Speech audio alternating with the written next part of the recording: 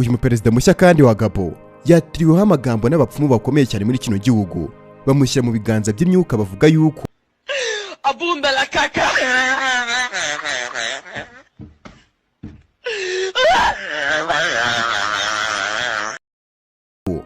iyo myuka bari kumyaturiraho ari y'abakurambere banamuhura umuri kugira ngo urumumurikire mu kuyobora kino gihugu. Bano bapfumu kandi bazanye uruhu rurimo n'amazi maze perezida karabira mu ruhame imyuka n'ibindi bintu byamwanduza bavuga yuko ari ikimenyetso kigaragaza yuko agiye ku butegetsi afite ibiganza bisukuye. Abapfumu bati uzakurwanya azahura n'imyuka n'uburinzi bw'abakurambere kandi urwo rumuri rw'abakurambere ruzamutsinda ku manywa y'ihangu. Iyi mihango idasanzwe kandi yasojwe no kurasa ibintu mu kirere aho wabonaga yuko bamwe mu bakuru b'ibihugu bya Afurika mu maso yabo basaga n'abafite ubwoba kubera ibiturika byari biri kuzamuka mu kirere. Uyu muperezida mushya kandi wa Gabon, perezida Brice Nguema, mu ijambo ryasezeranyije abaturage yuko azaca ruswa n'akarengane, avuga yuko azubaka ibikorwa remezo n'inganda, avuga yuko kandi azahanga imirimo ndetse kandi akanoza serivisi zitandukanye kugira ngo ashyire Gabon ku isonga. Nguema yatangaje yuko aribwo intambara nyakuri mu by'ukuri itangiye, agaragaza yuko umutekano na politike bigomba kujyana n'amavugurura arambye, ubutabera busesuye ndetse no guteza imbere imibereho myiza y'abaturage ba Gabon. Perezida Brice Nguema afite inshingano zikomeye cyane zo guha urubyiruko akazi nyuma y'uko raporo ya banki y'isi ya 2024 yerekanye ko 40% by'urubyiruko rwa Gabon rudafite akazi kandi 1/3 cy'abaturage ba Gabon bose batuye munsi y'umurongo w'ubukene. Mu gihe cy'inzibacyuho y'amezi arenga 15, Perezida OLiGUi yerekanye yuko ari umuntu ushaka impinduka n'iterambere, atangiza imishinga y'ubwubatsi kandi ahangana n'akarengane kari kayogoshe kino gihugu.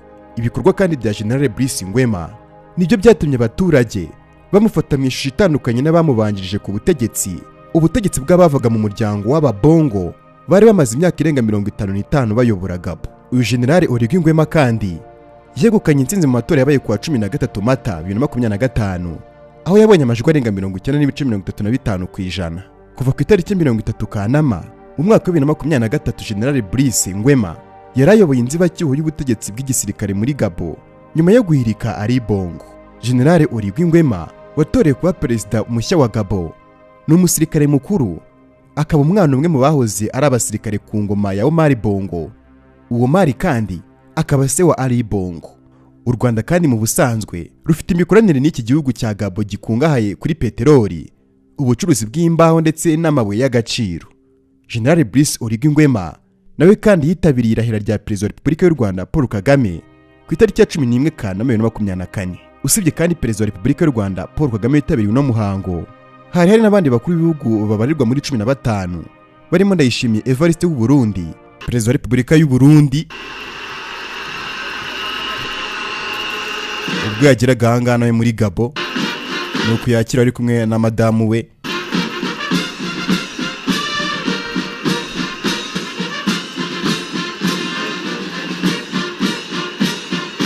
tambuka gake rwose nawe bamukomera amashyi. Ndetse na Antoine Felix Tshisekedi wa DRC Congo. Monsieur Félix Antoine Tshisekedi Tshilombo, président de la République démocratique du Congo. Ahanga rero perezida wa DRC Tshilombo Tshisekedi nabwo yarakimara kwinjira muri stade, abaturage basobanura yuko nabo bazamuye amadarapo bamwishimiye.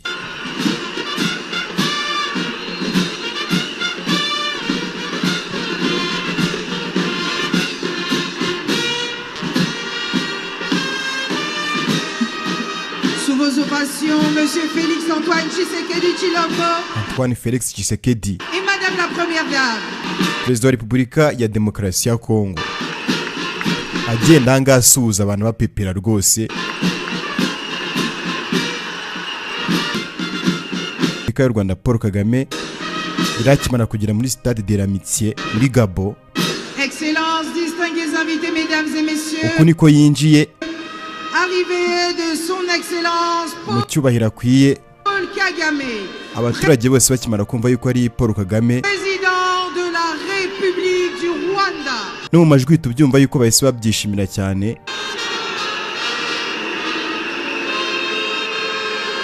Modoka nziza cyane.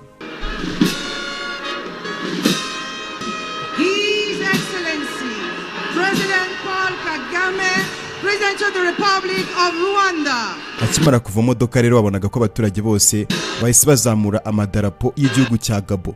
Ni idarapo rijya gusa neza n'idarapo ry'igihugu cyacu cy'u Rwanda, usibye yuko iry'u Rwanda ryo ririmo imirasire y'izuba 24.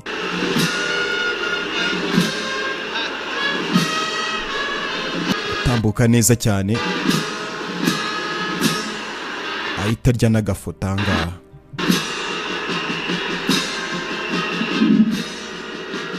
Son Excellence Monsieur Evariste Ndayishimiye. Ahangaha perezida w'u Burundi Evariste Ndayishimiye cyangwa se bakunda kwita Neva, Président de la République du Burundi. perezida wa Repubulika y'u Burundi,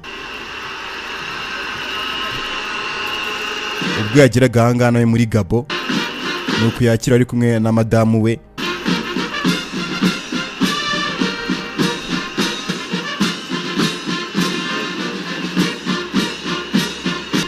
Tambuka gake gake rwose nawe bamukomera amashyi.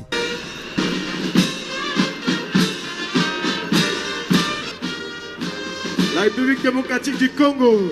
Distingués invités, mesdames et messieurs, entrée de son Excellence Monsieur Félix Antoine Tshisekedi Tshilombo, président de la République démocratique du Congo. Ahangaha rero perezida wa DRC Tshilombo Tshisekedi nubwo yari akimara kwinjira muri stade, abaturage bahisabona yuko nabo bazamuye amadarapo bamwishimiye.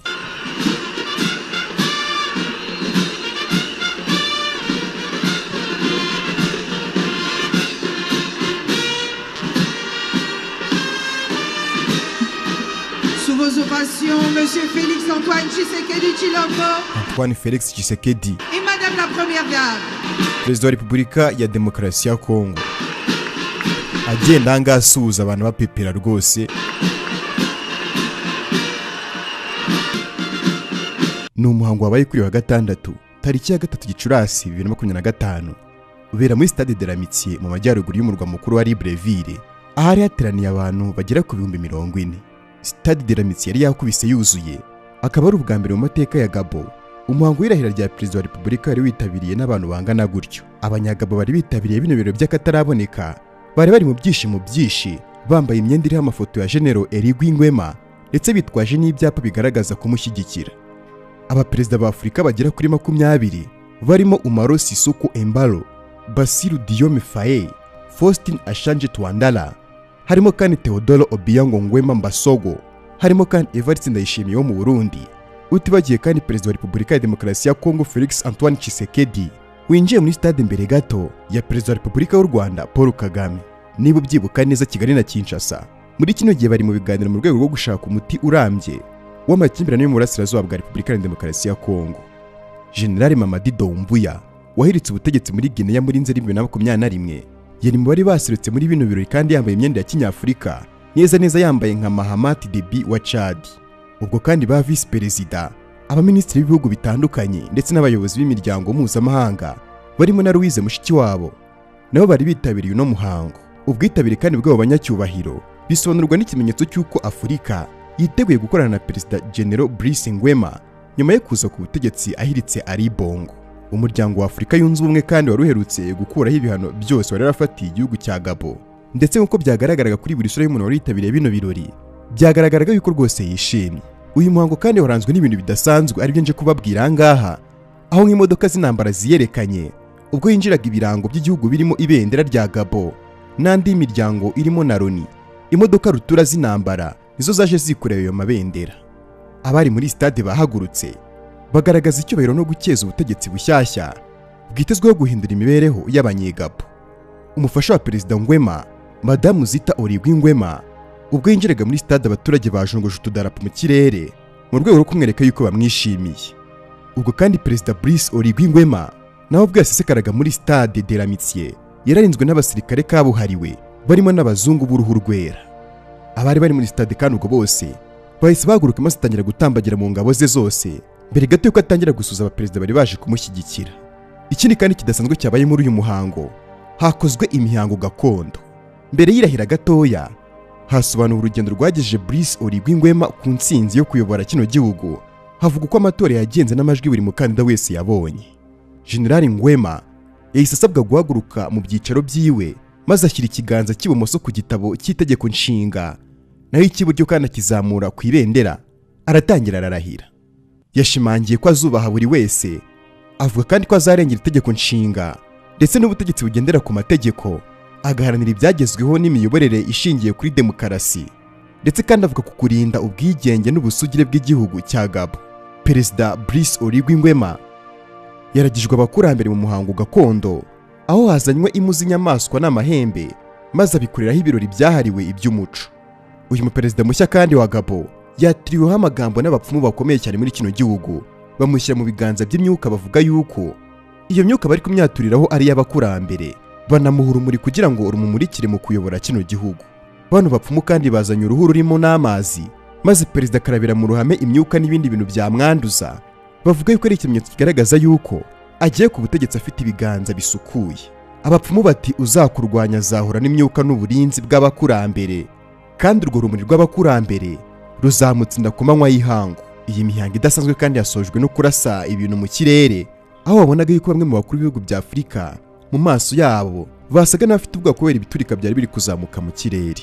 Uyu muperezida mushya kandi wa Gabo, Perezida OLiGUi NGUEMA, mu ijambo ryasezeranyije abaturage yuko azaca ruswa n'akarengane, avuga yuko azubaka ibikorwa remezo n'inganda, avuga yuko kandi azahanga imirimo ndetse kandi akanoza serivisi zitandukanye kugira ngo ashyire Gabo ku isonga. NGUEMA yatangaje yuko aribwo intambara nyakuri mu by'ukuri itangiye, agaragaza yuko umutekano na politike bigomba kujyana n'amavugurura arambye, ubutabera busesuye ndetse no guteza imbere imibereho myiza y'abaturage ba Gabo. Perezida OLiGUi NGUEMA afite inshingano zikomeye cyane zo guha urubyiruko akazi, nyuma y'uko raporo ya banki y'isi ya 2024 yerekanye ko 40% by'urubyiruko rwa Gabo rudafite akazi, kandi 1/3 cy'abaturage ba Gabo bose batuye munsi y'umurongo w'ubukene. Mu gihe cy'inzibacyuho y'amezi arenga 15, Perezida OLiGUi yerekanye yuko ari umuntu ushaka impinduka n'iterambere, atangiza imishinga y'ubwubatsi kandi ahangana n'akarengane kari kayogoshe kino gihugu. Ibikorwa kandi bya General OLiGUi NGUEMA nibyo byatumye abaturage bamufata mu ishusho itandukanye n'abamubanjirije ku butegetsi, ubutegetsi bw'abavaga mu muryango w'ababongo bari bamaze imyaka irenga 55 bayobora Gabo. Uyu General OLiGUi NGUEMA kandi yegukanye intsinzi mu matora yabaye kuwa 13 Mata 2025, aho yabonye amajwi arenga 90.35%. Kuva ku itariki 30 Kanama mu mwaka wa 2023, General OLiGUi NGUEMA yarayoboye inzibacyuho y'ubutegetsi bw'igisirikare muri Gabo nyuma yo guhirika H.E Bongo. General OLiGUi NGUEMA watorewe kuba perezida mushya wa Gabo ni umusirikare mukuru, akaba umwana umwe mu bahoze ari abasirikare ku ngoma ya Omar Bongo. Uwo Omar kandi akaba se wa H.E Bongo. U Rwanda kandi mu busanzwe rufite imikoranire n'iki gihugu cya Gabo gikungahaye kuri peteroli, ubucuruzi bw'imbaho ndetse n'amabuye y'agaciro. General OLiGUi NGUEMA nawe kandi yitabiriye irahira rya Perezida wa Repubulika y'u Rwanda Paul Kagame ku itariki ya 11 Kanama 2024. Usibye kandi Perezida wa Repubulika y'u Rwanda Paul Kagame yitabiriye uno muhango, hari n'abandi bakuru b'ibihugu babarirwa muri 15 barimo Ndayishimiye Evariste w'u Burundi ndetse na Antoine Felix Tshisekedi wa DRC Congo.